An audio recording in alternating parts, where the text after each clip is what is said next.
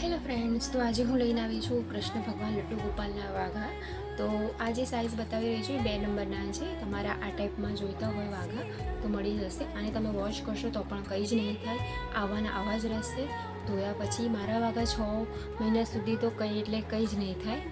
જો સેમ તમને મેચિંગની પાઘડી પણ મળી જવાની છે. મેચિંગની પાઘડી વગર પણ જોઈએ તો પણ તમને મળી જશે.